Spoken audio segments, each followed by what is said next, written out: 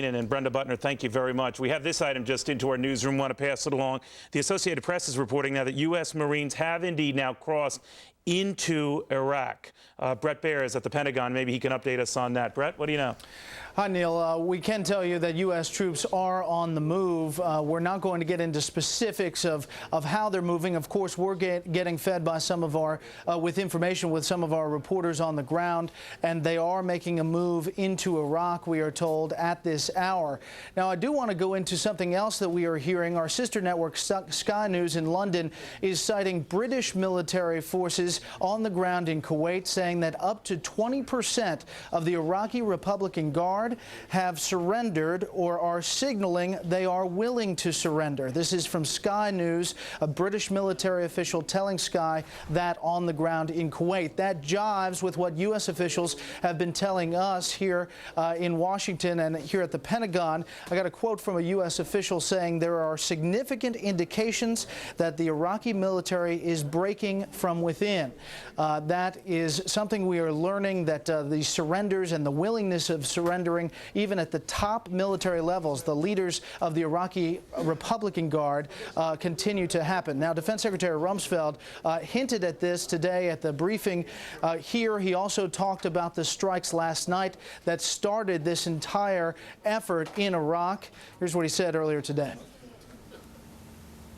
Coalition forces hit a senior Iraqi leadership compound last evening.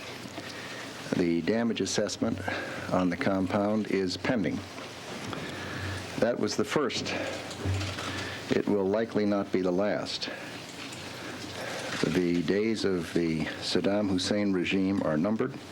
What will follow will not be a repeat of any other conflict. It will be of a force and scope and scale that has been beyond what has been seen before. And he went on to say that Iraqi soldiers and military leaders will have a decision to make whether they want to live or whether they want to die with this regime. Now, we are continually being told that this is not, what we've been seeing today is not the beginning of the massive shock and awe campaign that has been so billed and advertised. They say to us, when that starts, you will definitely know it.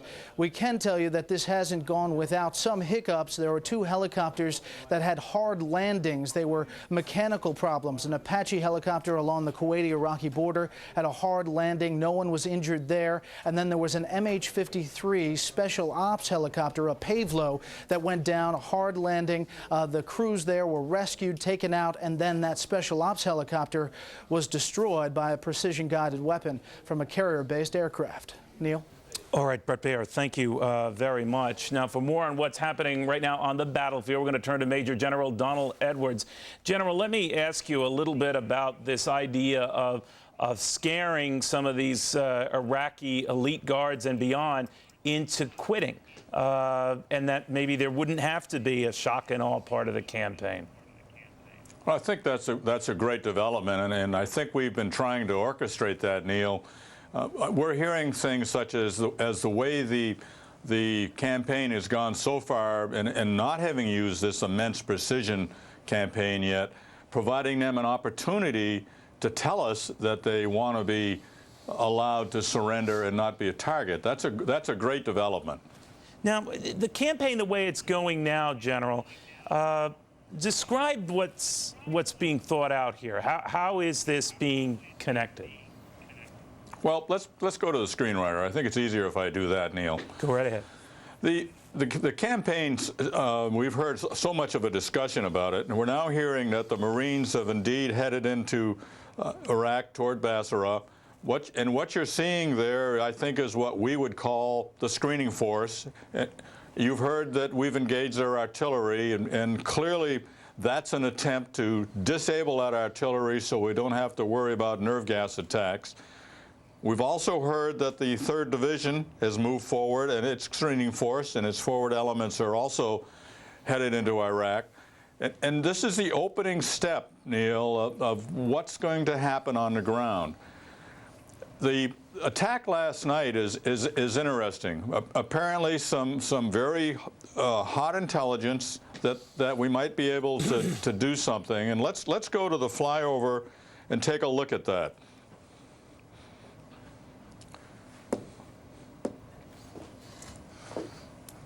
You see this moving in toward a target. And this is what the secretary was talking about as this compound where there were senior leaders. And here is the vice president's office. It's a logical place where you'd expect people to gather. Now, apparently we didn't get Saddam, but there's an outstanding chance that we may have got some of the senior leadership and maybe some of his senior leaders.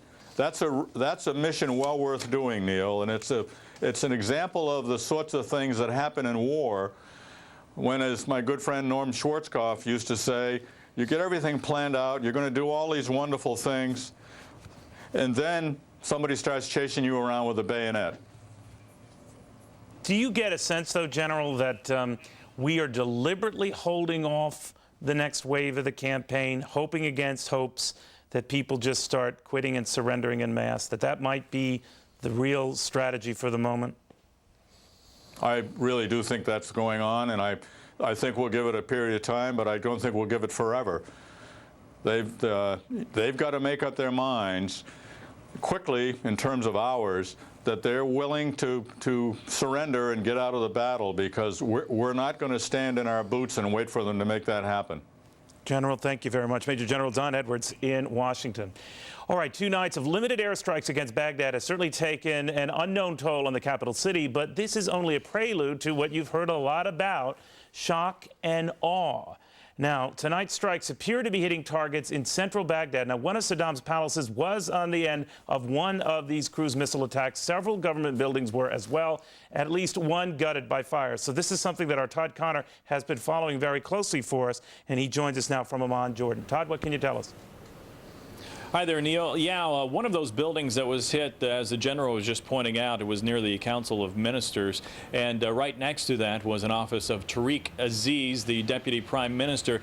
Now, those two areas are only about a half mile to a mile south of that picture that you're looking at to the left of me. That is the camera aboard atop, rather, the Ministry of Information. So it's rather close by, and all of these targets are pretty much located in the central part of Baghdad. Right now, though, it's unknown exactly what kind of damage was done or the number of casualties from this latest strike, although we have seen a couple of buildings on fire. At least one of them looked like it was gutted. Earlier today, Iraq did say that 4 of its soldiers died in fighting, and the International Red Cross has confirmed that 1 person died and 14 others were wounded in last night's action. Now, last night's action, what I'm talking about there is the U.S. cruise missile strikes against Saddam and other top military leadership. That appeared to take place on the outside or outskirts of Baghdad, but of course Saddam quickly trying to put to rest any rumors that he might have been wounded or even killed in that attack by showing up about 3 hours later on Iraqi television. He appeared to look very tired. He appeared in glasses, which you never see him appear in glasses. I've been told that he doesn't like to appear that way because it makes him look weak. So many times he's just reading his speeches off of very large cue cards. He did read a statement from a notebook, turning pages in a notebook. He said that the criminal Little Bush has committed a crime against humanity.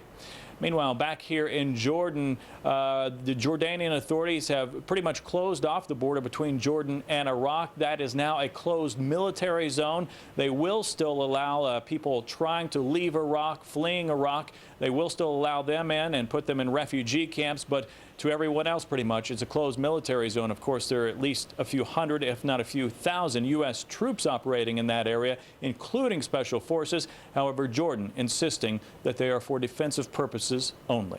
Neil? Todd Connor, thank you very much. Colonel Hunt, what do you think of that? One thing I was going to ask him is why Jordan hasn't been hit. It just keep whacking at Kuwait.